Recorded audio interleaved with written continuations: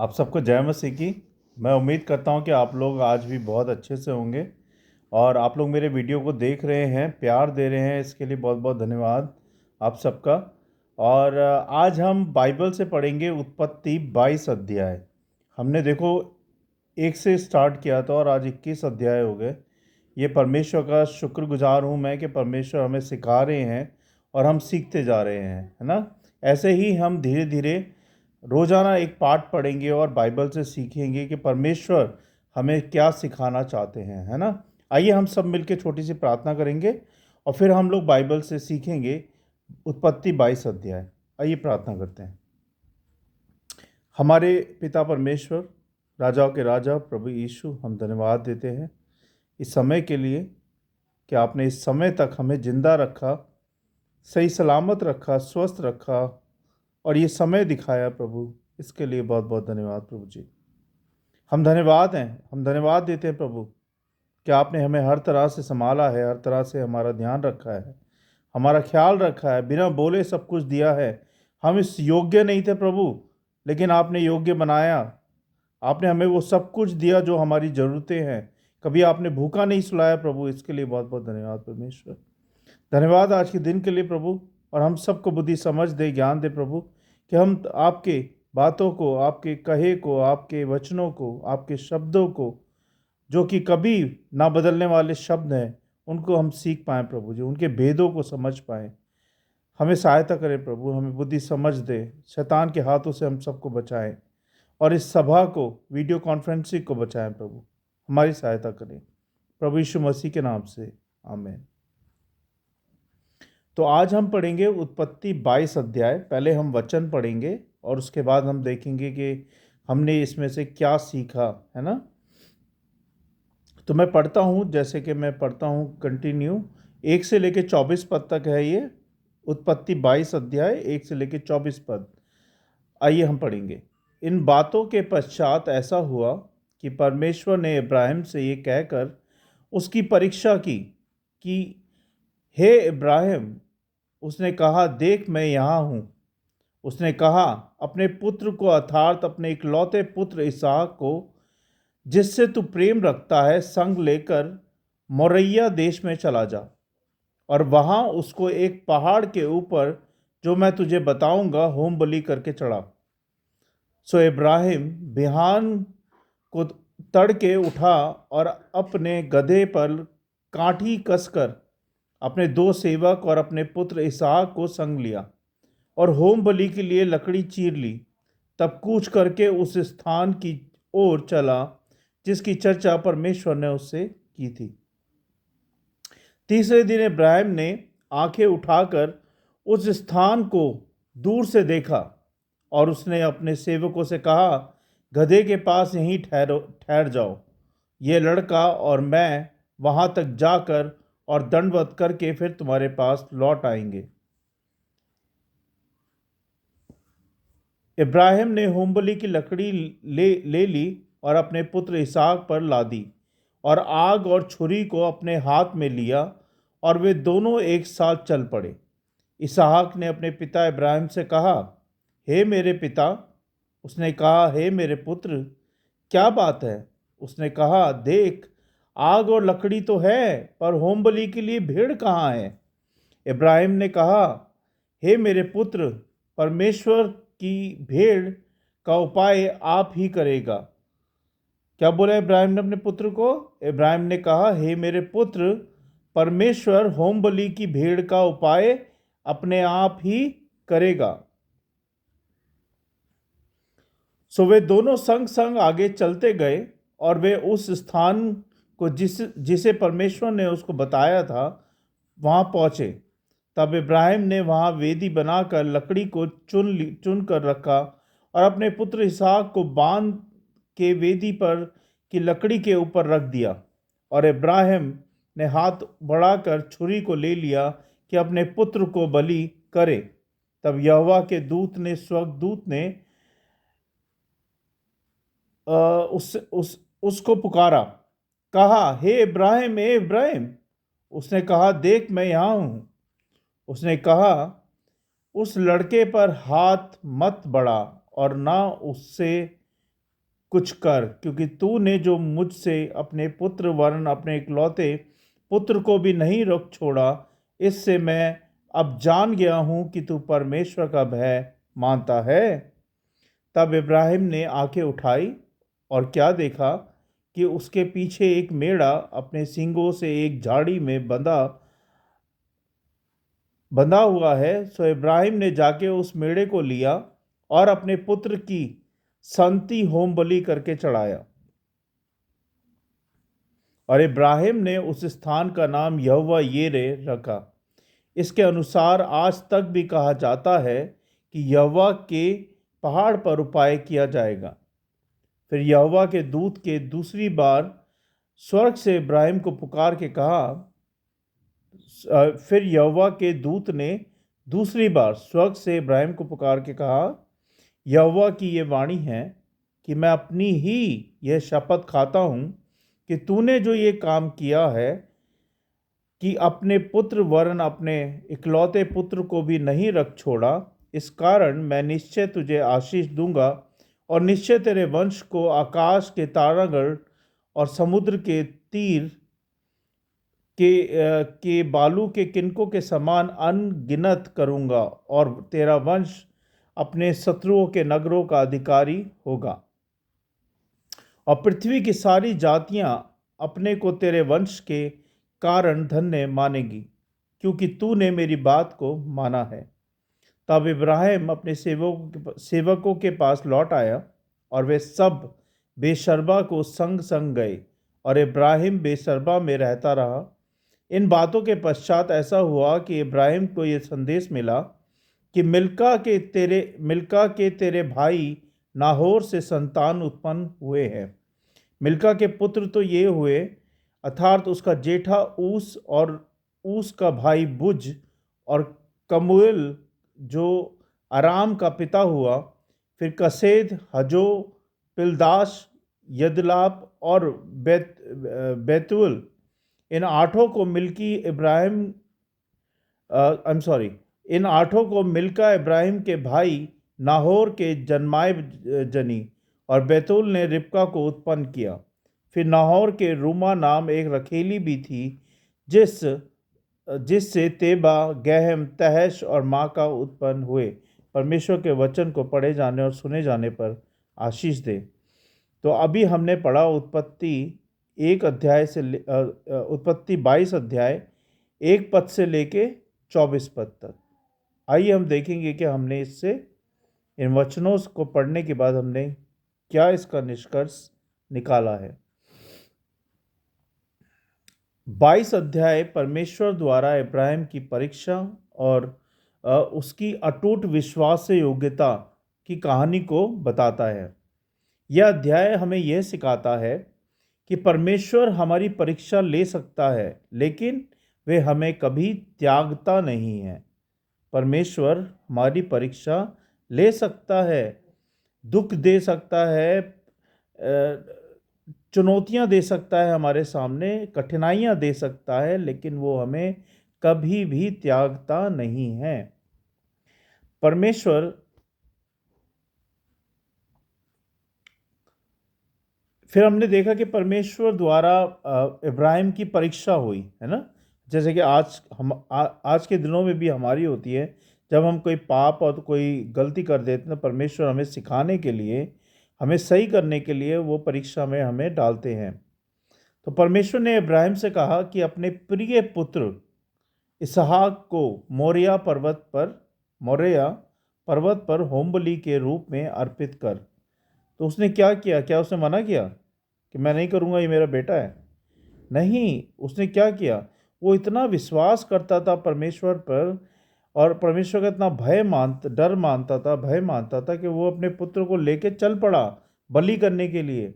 इब्राहिम ने बिना किसी संकोच के, कोई संकोच नहीं, परमेश्वर की आज्ञा का पालन किया और क्या किया?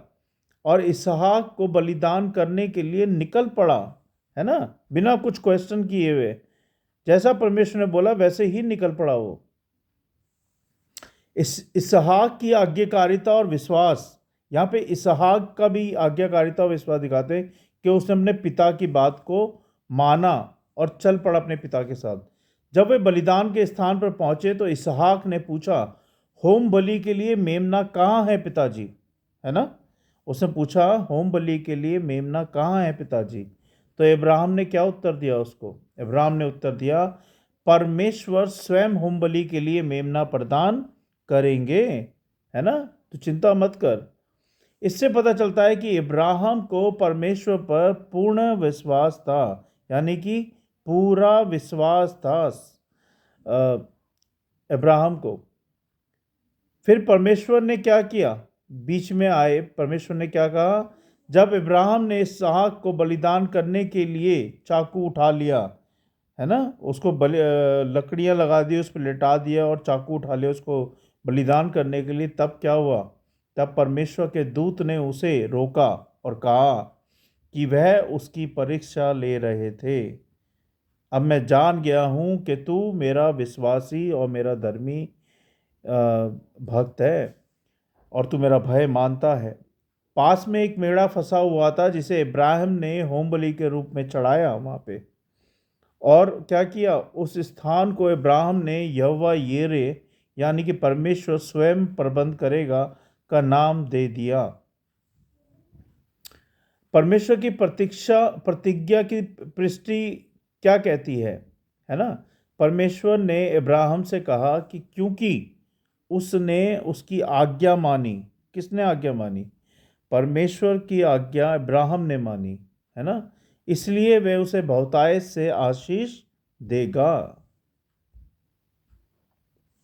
उसके वंशज आकाश के तारों और समुद्र के बालू के कणों के समान असंख्य होंगे। असंख्य माने बहुत होंगे, है ना। ये परमेश्वर उसको आशीष देते हैं।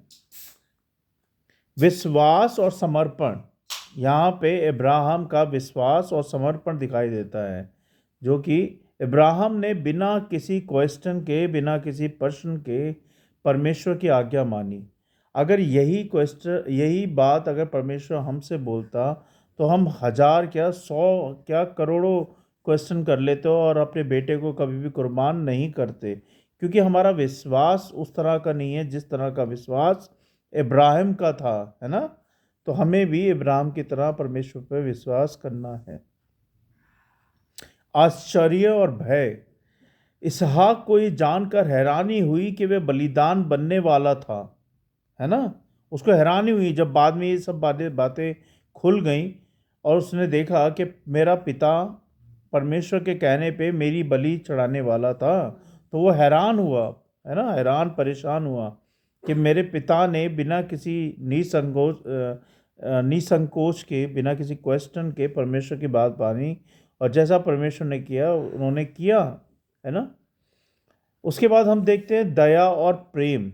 दया और प्रेम देखते हैं हम इस वचन में कि परमेश्वर ने समय पर आके इब्राहिम और इसहाक को क्या किया? आशीष दी, क्योंकि तुमने मेरी बात को माना है, तुमने मेरी बात को नकारा नहीं है, इसीलिए मैं तुम्हें आशीष देता हूं। और इसके बाद क्या हुआ? जब परमेश्वर आशीष देते हैं तो क्या होता है? परमेश्वर जब आशीष देते हैं तो आनंद मिलता है, विजय मिलती है, खुशी मिलती है। इब्राहिम की परीक्षा सफल रही। जब इब्राहिम को परीक्षा में परमेश्वर ने डाला तो वो फेल नहीं हुआ, वो पास हुआ परमेश्वर की परीक्षा में, और उसको और उसके बेटे को बहुतायत से बहुत बहुत आशीष मिली। और परमेश्वर ने उसे महान प्रतिज्ञा दी। क्या प्रतिज्ञा दी? फूलो फलो और फैल जाओ, और मैं तुम्हें तुम्हारी वो क्या कहते हैं, किनको के समान तुम्हारे वंश को बढ़ाऊंगा मैं, है ना। परमेश्वर ने ये प्रतिज्ञा दी। फिर इसमें से हम ना 4-5 पॉइंट देखेंगे जो बहुत महत्वपूर्ण है, जो देखने लायक है और सुनने लायक है। परमेश्वर कभी भी हमारी परीक्षा ले सकता है। क्यों ले सकता है? क्योंकि हम कभी कभी ऐसे काम कर देते हैं जो कि परीक्षा के कारण होते हैं, जो कि परमेश्वर की दृष्टि में सही नहीं होता।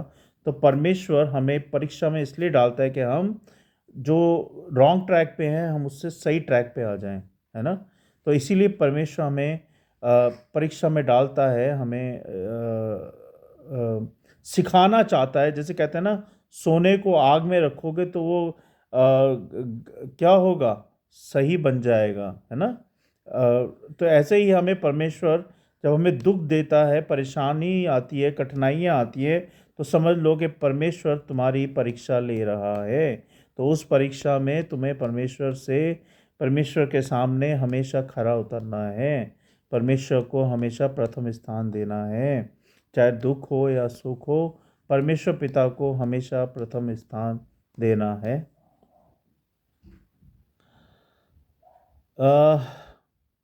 और परमेश्वर ये देखना चाहते हैं कि क्या वास्तव में उस पर आप निर्भर हो। क्योंकि कई बार हमारे पास क्या होता है कि जरा से दुख आए और हम मनुष्यों से हेल्प मांगने लगते हैं, पड़ोसियों से हेल्प मांगते हैं, फ्रेंडों से हेल्प मांगते हैं, रिलेटिव से हेल्प मांगते हैं, लेकिन कभी हम परमेश्वर से हेल्प नहीं मांगते, है ना। होता है कि नहीं होता। तो हमें ऐसा नहीं करना है, हमें परमेश्वर से हेल्प मांगनी है, हमें परमेश्वर पर निर्भर रहना है, ना कि इंसानों पे, दोस्तों पे, रिलेटिव्स पे, है ना।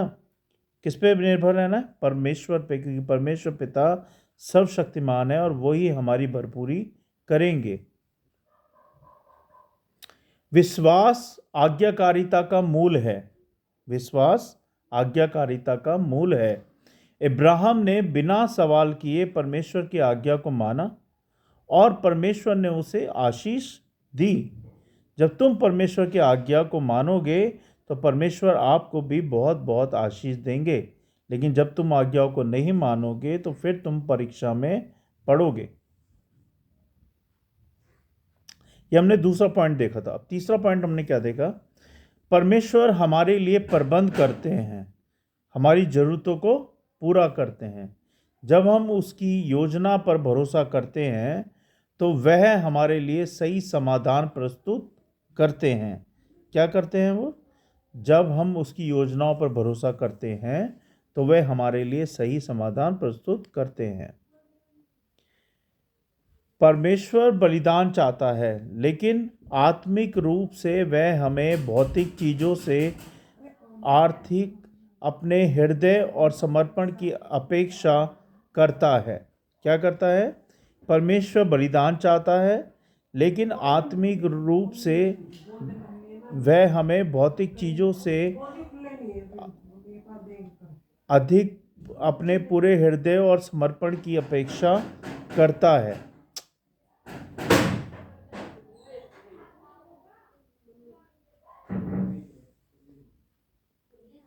इब्राहिम और इसहाक मसीह और परमेश्वर के प्रेम का प्रतीक है। इब्राहिम और इसहाक मसीह और परमेश्वर के प्रेम का प्रतीक है। जैसे इब्राहिम ने इसहाक को बलिदान करने को तैयार किया, वैसे ही परमेश्वर ने यीशु मसीह को हमारे पापों के लिए दे दिया।